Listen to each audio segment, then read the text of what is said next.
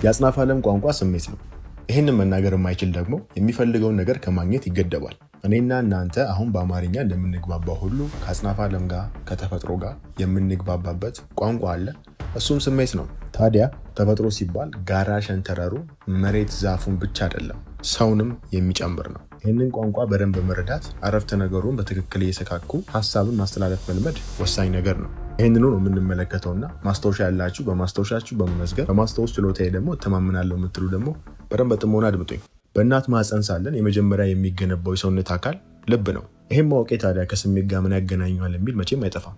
ይህን ያነሳውበት ምክንያት የስሜት መሪ ልብ በመሆኑ ነው። በስሜት ወደ ዓለም ተቀላቅለናል፣ በስሜትም ደግሞ ከዓለም እንለቃለን። ስሜታችንም ወዳዘነበለበትና ወደሚመራን ነው ሰዋዊ ልምምዳችንም በአብዛኛው የሚከወነው። ሳይንሱ አንጎል አንጎል አንጎል አንጎል አንጎል እያለ ልባችን ካደከመ በኋላ ልባችን መሰረታዊ ማዕከልና መሪ እንደሆነ ማስገንዘብ ደግሞ ድጋሚ ጀምሯል። ድጋሚ ያልኩበት ምክንያት ምንም ሳይንሱ አሁን ይድረስበት እንጂ ልብ ከሁሉ ቀዳሚ እንደሆነና ማዕከላዊ መሪ እንደሆነ የጥንት ማህበረሰባት የሚያውቁት ነገር ነው ብቻም ሳይሆን ስለሆነም ነው። ልብ ከጠቆረ ሙሉ ሰውነት ይጠቁራል።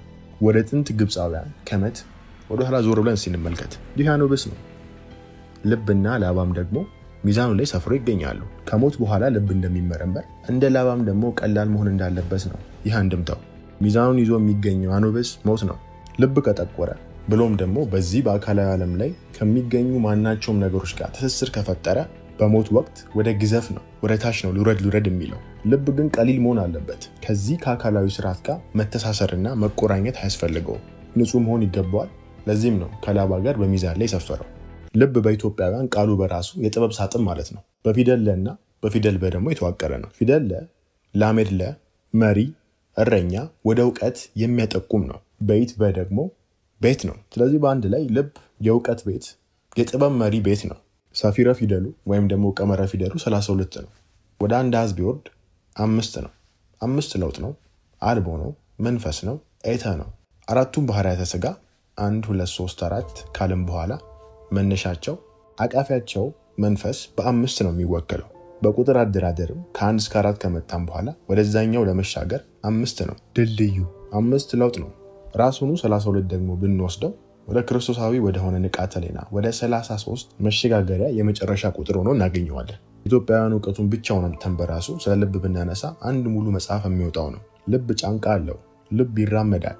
ልብ እጁን ይዘረጋል። ልብ ይመለከታል። ልብ የአካል ማዕከልም ነው። ቋንቋው ደግሞ ስሜት ነው። ስሜትም ነው እነዚህን ሁሉ ነገሮች የተሸከመ በተፈጥሮ ውስጥ ከሚገኙ ማናቸውም ህይወት ካላቸውና ህይወት ከሌላቸው ነገሮች ጋር የሚግባባው። ወደ ሳይንሱ ከመጣን የንጽጽር መሪ የሆኑትን ኤሌክትሪክና መግነጢስን እናገኛለን። ኤሌክትሪክና መግነጢስም በአንድ ላይ በመሆን የራሳቸውን የሆነ የኃይል መስክ ይፈጥራሉ። በሶስተኛው ልኬት ምድር ላይ ማናቸውም ንጽጽሮችን በኤሌክትሪክና በመግነጢስም ደግሞ መወከል ይቻላል። ለምሳሌ ፀሐይ ካልን ጨረቃ እንላለን። ፀሐይ በኤሌክትሪክ ጨረቃን በመግነጢስ እንወክላለን።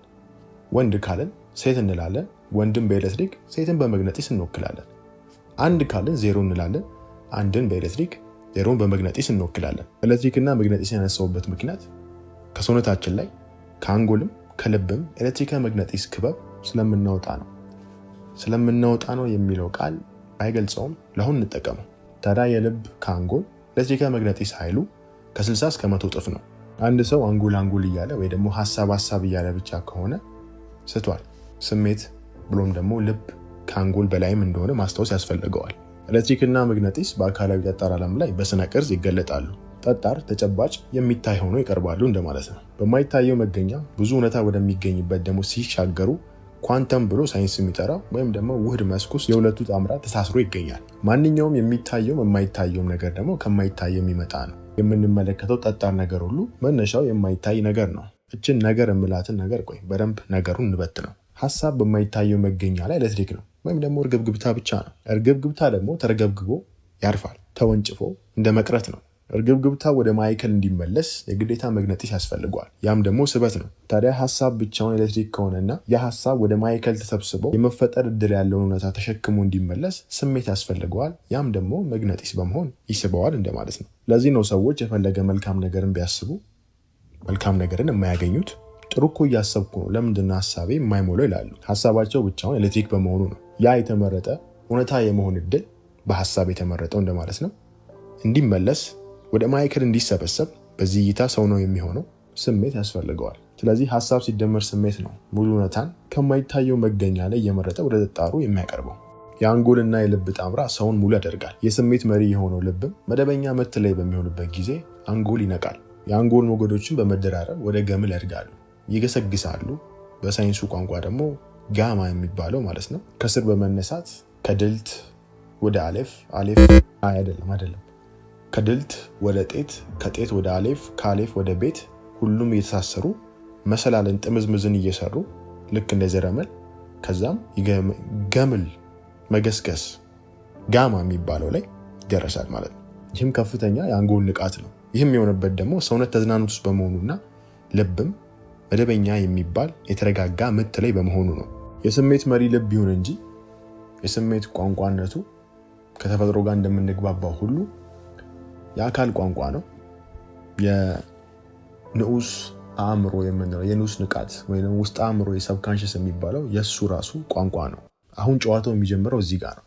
በትክክል ይህንን ቋንቋ በመናገር ሰው የሚፈልገውን እውነታ መኖር የሚችለው ይህንን በሚገነዘብበት ጊዜ ነው። ፈዘዝ ካላችሁ አሁን በደንብ ነቃ በሉ። ይህንን መረጃ ለመዝናናት ወይም ደግሞ ጊዜ ለማሳለፍ አይደለም መጠቀም ያለባችሁ። በትክክል ወስዳችሁ በህይወታችሁ ላይ መተግበር አለባችሁ። ያኔም ነው ለውጥ የምትመለከቱት። ይህንኑ ሀሳብም ነው እያደበለበልኩኝ ለስራ ፈጣሪዎች ሆኑ ለትላልቅ ባለሀብቶች ይህንኑ መረጃ በመስጠት ውጤታቸው ከፍተኛና የእጥፍ እንዲሆን የማገዛቸው። ስለዚህ የማወራው ቀልድ አይደለምና በደንብ ራሳችሁን ፈተሽ አድርጉ። ሰው መኖር የሚፈልገው እውነታ ሳይሆን መኖር የሚፈልገው እውነታ የሚያስከትለውን ስሜት ነው የሚፈልገው። ይሄንን ሳገኝ ይሰማኛል የምትሉት ስሜት ያም እውነታ ይሄ ስሜት ያለው ሰው ፈልጋለሁ እያለ ይገኛል። በሌላ አገላለጽ እኛ የምንፈልገው ነገሮች ሁሉ እነሱም እኛ የምንፈልገውን ነገር እየፈለጉ ይገኛሉ። ያ የምንፈልገው እነሱም የሚፈልጉት ነገሮች እነሱ ምላቸው እነዚህ መገለጥ ወይ ደግሞ ወደ እውነታ ማደግ የሚፈልጉ እድሎች ናቸው። ስሜት ነው የሚፈልጉት። በሰማይ እንዳለ በምድርም በግዘፍም በርቀትም መሃል አንድነት መገኘቱ አንዱ አመላካች ይህ ነው። ታዲያ ያንን የሆነ ነገርን በሶስተኛው ልኬት ውስጥ ሳገኝ አገኘዋለሁ ወይ ደግሞ ይሰማኛል ብሎ የሚያስበውን ስሜት አሁን ያመጣውና የተላበሰው ሰው ያንን እውነታ ወደ እሱ እንዲመጣ የማድረግ አቅም አለው። እንዴት የሚል ካለ አሪፍ ጥያቄ ጠይቋልና አሁን ምላሹን ያገኛል። ይህንን ለማድረግ በዛ መገኘት ውስጥ መኖርን መምረጥ ነው። ግን ይሄ አሁን እንደምናገረው ቀለል ብሎ ላይደርስ ይችላልና ሌላ አማራጭ መንገድን ልስጣችሁ። በተዝናኖት ወቅት ያንን ስሜት የሚጭር ምስልን በምናብ ማጫወት ነው። ለምን ተዝናኖት ሆነ? ሰው መደበኛ የልብ ምቱ የተረጋጋ ስለሚሆን፣ የልብ ምቱም የተረጋጋ በሚሆኑበት ጊዜ አንጎሉ ስለሚነቃና ሁሉም የአንጎል ሞገዶች ደግሞ ተርገብግበው ገምል ላይ ስለሚደርሱ ስለሚገሰግሱ፣ ስሜት የአካልም ብሎም ደግሞ የውስጥ አእምሮ ደግሞ ቋንቋ ነው። ውስጥ አእምሮ ደግሞ የሁሉ እውነታ ማህፀን ነው። እዛ ውስጥ የተረገዘው ነው የሚወለደው። አእምሮ ደግሞ በምናብና በጠጣር መሀል ያለን ልዩነት መለየት አይችልም። በምናብ ያለም ጠጣር ያለ እንደ እንፋሎትና እንደ በረዶ ነው። የይዘት ሳይሆን የመገኘት ልዩነት ነው ያላቸው።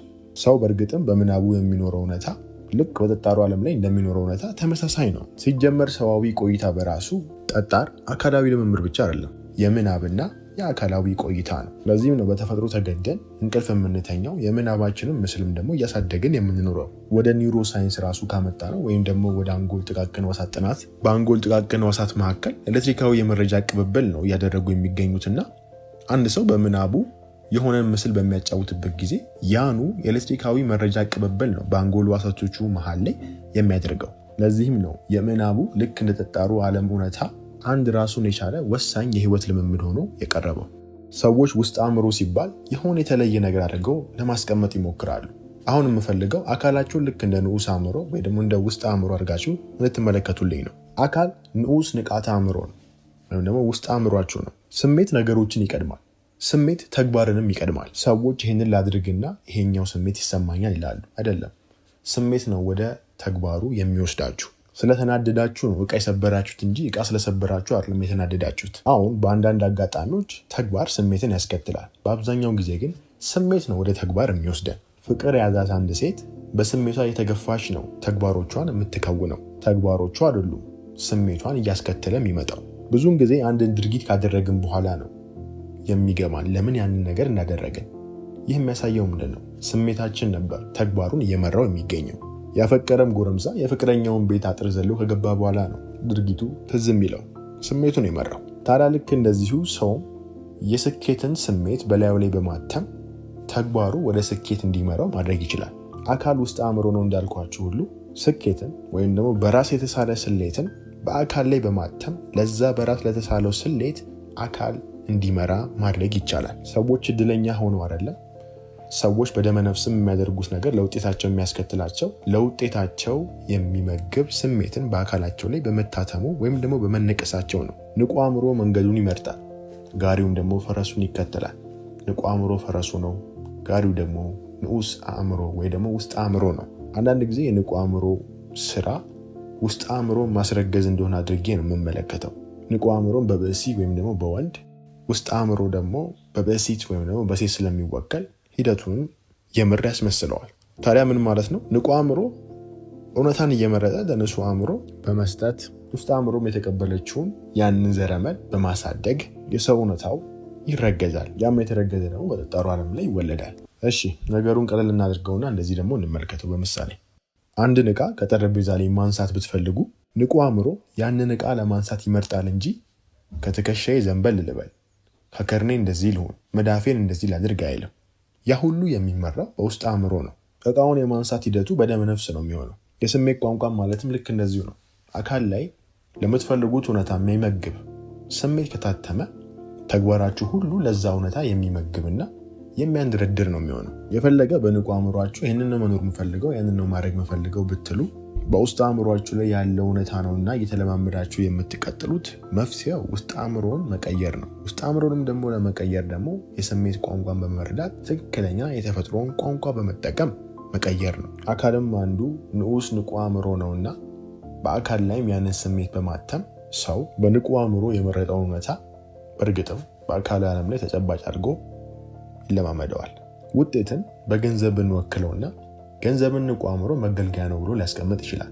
በውስጥ አእምሮ ላይ ግን ከዚህ በፊት በስሜት ደግፎ የተለማመዳችሁት ወይም ደግሞ በሌሎች ሰዎች ላይ የተመለከታችሁት በውስጥ አእምሮ ላይ በመታተም ፍጋት፣ ጭንቀት፣ የበዛ ውጥረት ሆኖ ይተረጉመዋል። እነዚህን ነገሮችም ደግሞ ለማስወገድ ሲል ውጤታችሁን ወይም ደግሞ ማግኘት የምትፈልጉትን ገንዘብ ያርቀዋል።